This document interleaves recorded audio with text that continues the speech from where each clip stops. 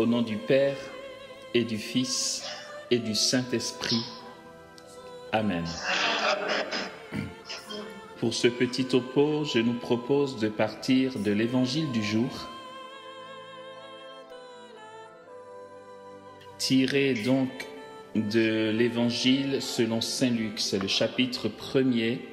Déjà, le répond de l'Alléluia avant l'Évangile dit ceci: « Voici la servante du Seigneur, que tout m'advienne selon ta parole. » Et l'Évangile lui-même dit ceci: « En ces jours-là, Marie se mit en route et se rendit avec empressement vers la région montagneuse, dans une ville de Judée. Elle entra dans la maison de Zacharie et salua Élisabeth. Or, quand Élisabeth entendit la salutation de Marie, l'enfant tressaillit en elle. Alors Élisabeth fut remplie d'Esprit Saint et s'écria d'une voix forte: « Tu es bénie entre toutes les femmes, et le fruit de tes entrailles est béni. D'où m'est-il donné que la mère de mon Seigneur vienne jusqu'à moi? Car lorsque tes paroles de salutation sont parvenues à mes oreilles, l'enfant a tressailli d'allégresse en moi. Heureuse celle qui a cru en l'accomplissement des paroles qui lui furent dites de la part du Seigneur. » Amen. L'Église met souvent le doigt sur l'attitude de la Vierge Marie qui se met en route vers Élisabeth. Un acte de charité, un acte de don total. Mais en réalité, il ne pouvait pas en être autrement. Pour la simple raison que Marie, qui se met en route vers sa cousine Élisabeth, porte en son sein Dieu lui-même. De toute la théologie mystique, de toute la théologie de la vie mystique, de tous ceux qui ont écrit sur la vie mystique, personne n'a pu dire le contraire de cette vérité, à savoir l'enfant Dieu qui est fécondé en Marie est un privilège. C'est une expérience au-delà de toute expérience d'ordre mystique et d'union à Dieu qu'un chrétien peut vivre. Marie a un privilège, c'est qu'elle est mère physique de Dieu.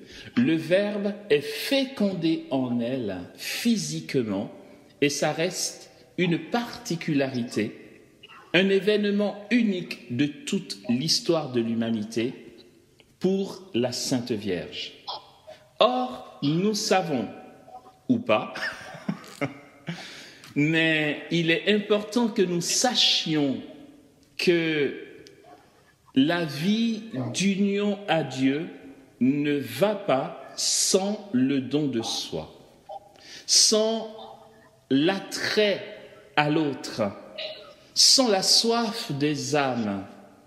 Et Marie ne pouvait pas ne pas aller voir Élisabeth. Elle est poussée de l'intérieur, comme par une force, parce qu'elle porte en elle Dieu lui-même.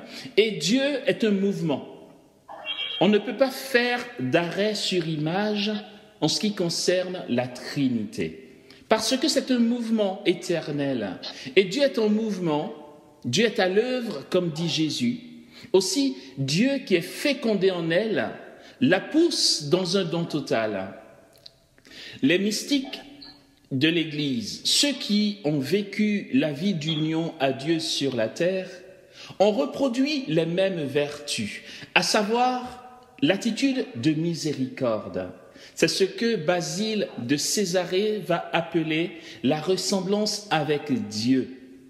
Dans les fruits de l'union à Dieu, il parlera de la présence de l'Esprit Saint dans l'âme, où l'Esprit Saint vient rendre lumineuse l'âme qui l'accueille, De là découle, entre autres, la ressemblance avec Dieu. Et dans cette ressemblance avec Dieu, il y a le cœur miséricordieux. C'est le propre de ceux qui ont grandi dans l'union à Dieu. Et il y a aussi le don de soi, qui sont des vertus que l'on constate. Ce sont des signes qui ne trompent pas dans la vie de celui qui a grandi dans l'union à Dieu ou qui vit déjà l'union à Dieu, si l'on se réfère aux 7 demeures dont parle Thérèse d'Avila.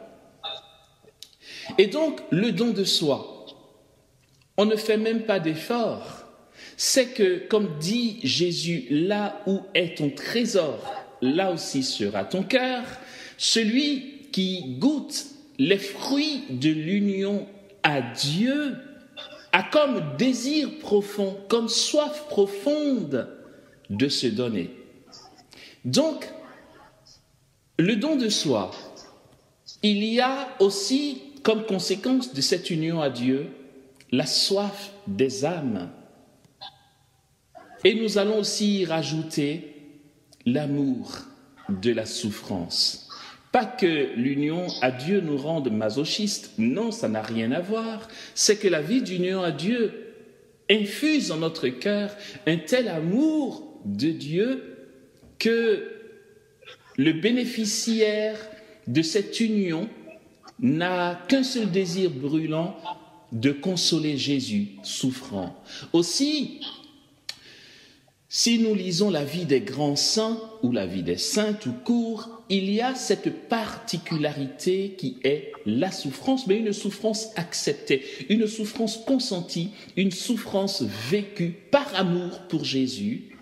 Et les plus grands des saints ont désiré cette faim, cette soif de souffrir, voire même de prendre la place de Jésus sur la croix. Mais j'ai envie de dire trop tard.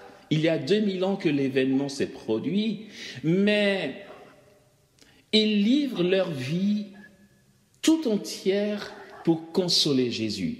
C'est l'humanité entière, depuis qu'elle a été épousée par Dieu, par l'incarnation, qui finalement réjouit le cœur de Dieu. Le Christ qui est sur la croix, vrai Dieu mais aussi vrai homme, se donne dans l'obéissance totale et réjouit le cœur du Père. Et à travers son Fils, à travers l'humanité de son Fils, le Père peut voir l'humanité qui lui obéit jusqu'au bout, jusqu'à la fin, jusqu'à la mort d'obéissance, la mort d'amour. Voici ce de quoi, si je puis me permettre, voici ce de quoi la Sainte Vierge est victime. Elle est victime d'amour, elle est victime du mouvement divin, elle est victime du Verbe qui se donne continuellement et éternellement. Ce Verbe est fécondé en elle et elle est poussée comme dans un mouvement vers Élisabeth. Et frères et sœurs, dans ce don total de nos vies, il y a des fruits inouïs que nous constatons et que nous ne pouvons pas et que nous ne savons pas expliquer. C'est que Marie salue juste Élisabeth et il y a un mouvement de l'Esprit Saint qui se produit dans le cœur et dans la vie d'Élisabeth. Voici le propre de ceux qui s'oublient, qui se décentrent d'eux-mêmes pour les autres. Et ce que vous venez de faire est le propre de ceux qui ont compris ce qu'est aimer Dieu. Merci à vous, je le redis, merci de tout mon être, d'être venu prier pour le triomphe du cœur immaculé. Elle est très contente. Marie se réjouit. Vous venez de lui manifester une bouffée d'air au cœur de ce monde où ses fils sont en proie à la souffrance et aux dégâts des ténèbres. C'est par vous, j'ai failli dire par nous, mais faut-il encore que je sois à la hauteur? C'est par vous, frères et sœurs, que le triomphe du cœur immaculé de Marie sera possible. N'allons pas rêver, n'allons pas croire qu'il y en a certains par qui ça va se faire, tout le monde sauf nous. Non, mais c'est toi qui m'entends. Et ton voisin aussi, assis à côté de toi. C'est par nos pauvres vies. Ceux qui vont constituer l'armée de la Vierge Marie pour le triomphe de son cœur immaculé ne sont pas des superman. Ce sont des petits, ce sont des pauvres, des gens qui connaissent leur pauvreté, leur misère, qui connaissent les souffrances au quotidien et qui peuvent avoir l'impression, parce que c'est la tendance humaine, qu'ils sont vraiment les derniers de la société. Et j'aurais dit tant mieux, parce que ceux qui y arrivent dans ce monde, ceux qui gèrent tout, ceux pour qui tout va bien, n'ont pas le temps d'aimer. Parce qu'ils sont trop pris par le pseudo-vertu. Il n'y a que ceux qui n'ont rien, ceux qui n'arrêtent pas de gémir vers Dieu à cause de leur souffrance dont Dieu se sert. Mais justement, l'Esprit Saint est gémissement. Et si nous n'avons pas besoin de Dieu, nous ne gémissons pas. Or, l'Esprit est gémissement parce que l'Esprit est pauvre. L'Esprit, ne soyez pas choqués de ce que je vais dire, c'est une réalité théologique très profonde. L'Esprit a besoin du Père. Mais parce que l'Esprit est amour. L'Esprit est l'amour entre le Père et le Fils, et l'Esprit est amour. Ayant besoin de manifester cet amour, l'Esprit a besoin du Père. Comme l'Esprit a besoin de toi, l'Esprit a besoin du Père, il a besoin du Fils pour aimer. Aussi, il est gémissement. Bienheureux ceux qui souffrent, bienheureux ceux qui sont dans la misère, bienheureux ceux qui ont besoin d'un secours qui vienne d'ailleurs, bienheureux ceux qui ont besoin d'une transcendance, bienheureux ceux qui sont dépendants de Dieu, ceux qui, sans Dieu, ne peuvent rien faire. Heureux sont-ils, car ce sont eux qui gémissent et qui rejoignent le mouvement de l'Esprit. Alors, quel que soit ce que tu vis, ce que tu attends de Dieu, ce que tu portes, tu as pu venir parce que tu as du temps à donner à Marie. Tu n'es pas imbu de ta personne, tu n'es pas imbu de tes pseudo-vertus, tu n'es pas imbu de ta reconnaissance. Tu as pris ce temps pour le triomphe du cœur immaculé de Marie. Et c'est cette reconnaissance qu'elle me charge de vous manifester ce soir. Elle en est comblée.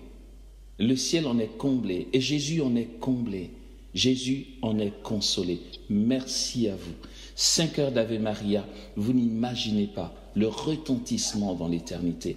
Un seul Ave Maria fait par amour retentit dans l'éternité. Donc demeure. Vous venez de faire 5 heures d'Ave Maria. Ce sont des trésors de grâce que vous venez d'accumuler pour le monde, mais d'abord pour vos vies. Je finis par cette petite histoire qui risque de vous faire peur. Et j'espère que vous aurez peur. Non, en fait, ça ne fait pas peur. Je veux dire, de l'extérieur, ça peut faire peur, mais c'est tellement beau. Je connais l'histoire d'une dame. Elle est contemporaine, ça s'est passé il y a à peine quelques années, qui est en Suisse et qui est encore en vie, donc qui continue de porter cette maladie dite incurable. Voyez, le genre de maladie dite incurable dont on ne sait même pas le nom, il y a forcément un nom, mais c'est tellement technique et scientifique que je ne l'ai pas retenu. Elle pourrit. Pardon, c'est hard, elle pourrit de l'intérieur. En fait, c'est comme si ses cellules pourrissaient. Et donc, elle est continuellement branchée pour supporter un petit peu la douleur. Elle vit des douleurs intenses et énormes. Une personne qui, dans l'accompagnement spirituel, a compris qu'elle peut offrir ses souffrances pour consoler le cœur de Jésus. Et il est arrivé qu'un jour, alors qu'elle souffrait atrocement, qu'elle ait été gratifiée de la présence de la Vierge Marie qui était assise sur son lit, qui lui tenait la main dans sa souffrance, et mystère de mystère, la Sainte Vierge n'intercède pas pour qu'elle soit apaisée de ses douleurs ou qu'elle guérisse. Non. La Sainte Vierge ne lui impose pas les mains pour qu'elle ait un peu de répit. Non. La Sainte Vierge lui tient la main et la Sainte Vierge a les larmes aux yeux de voir sa fille souffrir autant, mais ce que Marie trouvait à lui dire, c'était ceci: merci. Marie lui disait merci, merci et ne te plains pas. Continue de souffrir. Console mon fils, console mon fils. Vous imaginez un peu? Je veux dire, pour des esprits primaires, ils vont dire non mais attendez, non mais franchement, Marie, pardon quoi, mais je veux dire, tu penses pas à moi un petit peu là? Mais non, ce n'est pas possible. Lorsque tu fais la joie de Jésus et le choix, de donner ta souffrance pour consoler Jésus, tu es dans une relation avec Dieu, une relation d'amour, une relation interpersonnelle où tu combles ton bien-aimé et où ton bien-aimé te comble. Mais ce qui est magnifique dans l'histoire, c'est qu'après ces douleurs, après cet événement si douloureux physiquement, elle disait à quelqu'un que je connais très bien, elle lui disait: combien mon âme a faim, combien mon âme a soif de revivre la même chose, parce que c'est un tel privilège, vous imaginez un peu le tableau, un tel privilège que la Sainte Vierge m'ait rejoint et est comptée sur moi, pauvre pécheresse, pauvre rien en ce monde, pour consoler Jésus. C'est un privilège, frères et sœurs, c'est une grande bénédiction. En fait, elle est comblée rien que par ça. Au point qu'elle va dire: mon âme a faim et a soif de revivre la même chose. Ce n'est pas étonnant, c'est le propre de tous ceux qui grandissent dans la vie d'union à Dieu. Alors, frères et sœurs, cet acte que vous venez de poser en dit long. Je finis en vous disant par ma petite voix, du très bas de mon rien, je nous inviterai tous à en faire un mot d'ordre, à en faire un mode de vie. Vivre pour Dieu. Vivre en se décentrant de nous-mêmes. Vivre pour la joie de Jésus, pour sa seule joie. Vous n'imaginez pas combien, un peu comme ça s'est passé pour cette dame, nous n'imaginons pas combien Marie a besoin de nous. Elle aurait pu dire: non mais tu es l'Immaculée, tu es resplendissante, tu es dans la gloire éternelle, pourquoi tu ne fais rien pour consoler ton fils? Est-ce que Marie a vraiment besoin de ses souffrances? Ben oui. Nous n'imaginons pas combien elle nous supplie, notre mère, de combler son fils. Oui, c'est une expression qu'on n'a pas l'habitude d'entendre. C'est toujours Dieu qui est censé nous combler. Eh bien non, nous pouvons nous aussi combler Dieu, le consoler par le don de nos vies. Allez, j'ai dit 2-3 minutes, et là je me rends compte que j'ai été un peu beaucoup long. Je m'arrête là en nous invitant à rentrer chez nous joyeux d'avoir été jugés dignes d'offrir à Marie des ave pour le triomphe de son cœur immaculé. Entendons l'expansion du règne du Christ dans tous les cœurs. C'est la même réalité. Le triomphe du cœur immaculé de Marie n'est rien d'autre que l'expansion du règne de son Fils Jésus dans tous les cœurs. Rentrons chez nous joyeux, rentrons chez nous fiers, rentrons chez nous réjouis d'avoir réjoui le ciel. Et le ciel est mémoire, Dieu est mémoire, l'éternité demeure, et ce que vous venez de vivre retentit dans l'éternité et demeure. Le jour où vous comparaîtrez devant le Christ, cet acte d'aujourd'hui criera plus fort que vos misères et vos péchés. Et vous direz: gloire à Jésus pour ce moment.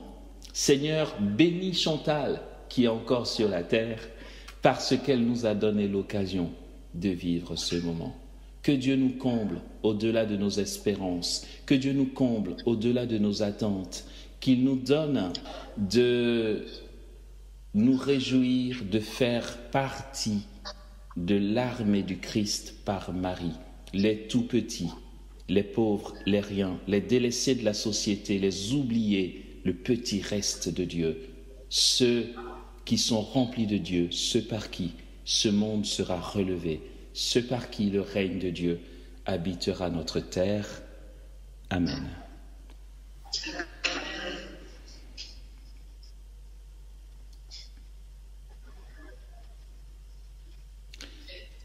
Si vous voulez bien, je vais juste vous inviter à ouvrir les mains en signe d'accueil.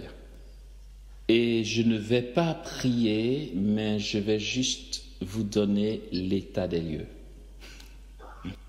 L'image qui est très claire de ce qui est en train de se passer, c'est des mains débordantes qui gaspillent la bénédiction. Je vais vous dire pourquoi j'emploie le mot gaspiller. C'est qu'en fait, vos mains sont tellement pleines que des trésors versent par terre. Et vos mains ouvertes représentent vos âmes données à Dieu.